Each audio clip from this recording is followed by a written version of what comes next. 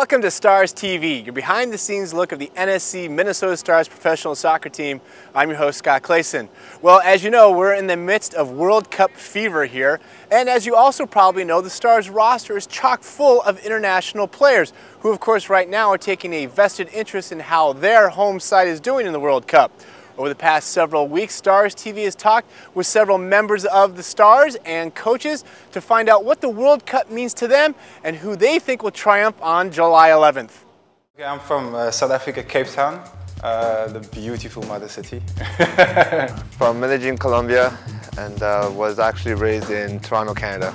I'm from Italy, from Genoa, in North Italy. I'm from Buenos Aires, Argentina. I'm originally from Newcastle upon Tyne, where Newcastle United are from. Yeah, being the first World Cup in Africa, it's a major honor. It's a really tough tournament because one game, if you're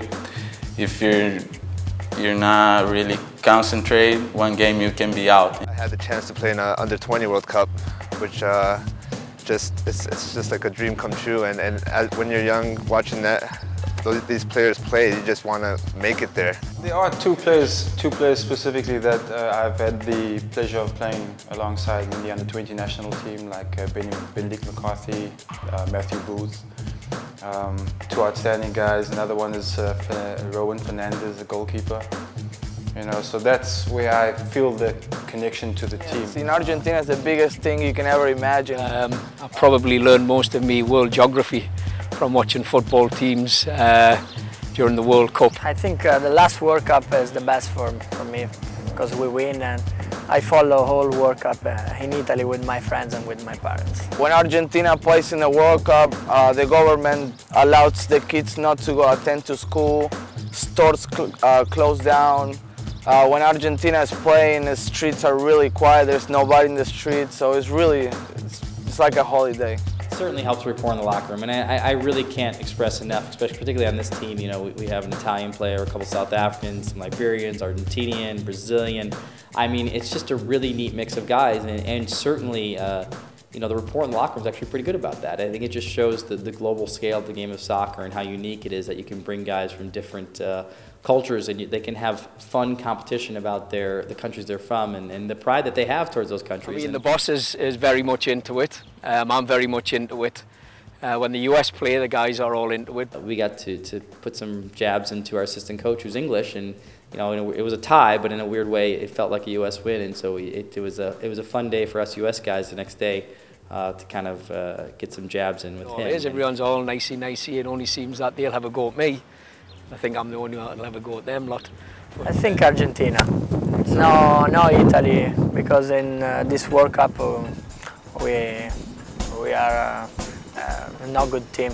Argentina, I'm going for them. I mean, I love for the USA to do good. I'm rooting for them as well, so hopefully they win tomorrow and get to the next round, and then from then anything's possible. Brazil are obviously looking good at this point. I haven't actually seen Argentina yet, but knowing their squad and they're getting results, they're going to be tough to beat. Argentina all the way. Argentina. Plus we got Jason and Lucas on our team, which I'd like to see them go at it as well.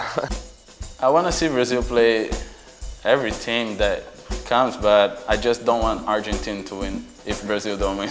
Of course, when we beat Brazil, it's always a wonderful day. Nothing against Argentina, or, you know, we have a friend here. No, not at all. I don't want to try to offend Lucas. Either we win or Brazil loses. That's the only way we're going to come out happy out of the World Cup, for sure. Well, as you can see, there's a number of heated rivalries between Stars players as teams advance to the second round of the World Cup. And of course, June 23rd, 2010, that will be a historic day in U.S. soccer as Landon Donovan scored his dramatic last-minute goal against Algeria to put him through to the second round.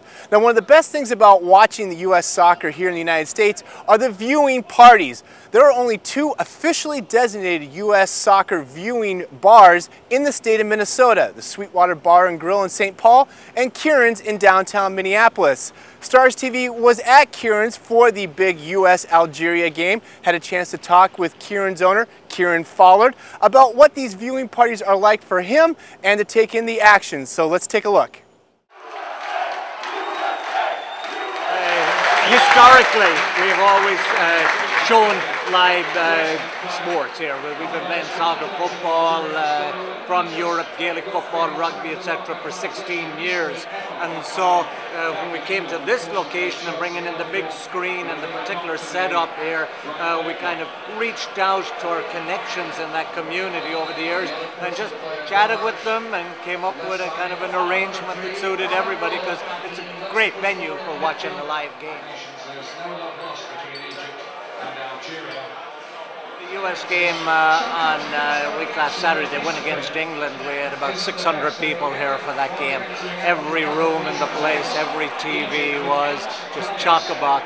Now, it was a Saturday in the early afternoon, so that was exciting. But even opening for the games that were at 6:30 in the morning, you know, we were getting 25, 30, 35 people, depending on who was playing the matchup.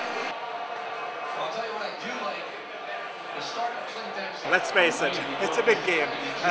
Obviously, we prefer if this was on a Saturday or Sunday and more people could take off work, but this is a great showing for it, and obviously we're all rooting for a US win here today.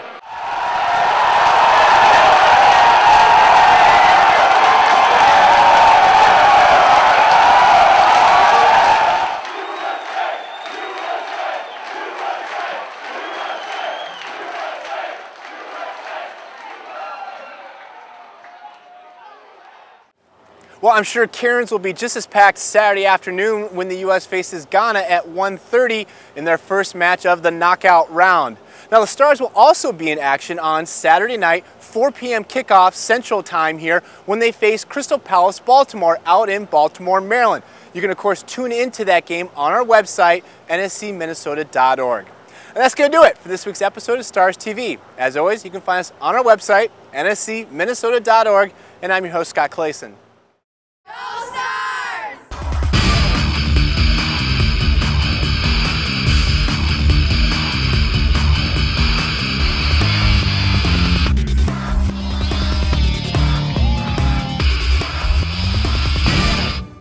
Obviously, Maradona's goal against England.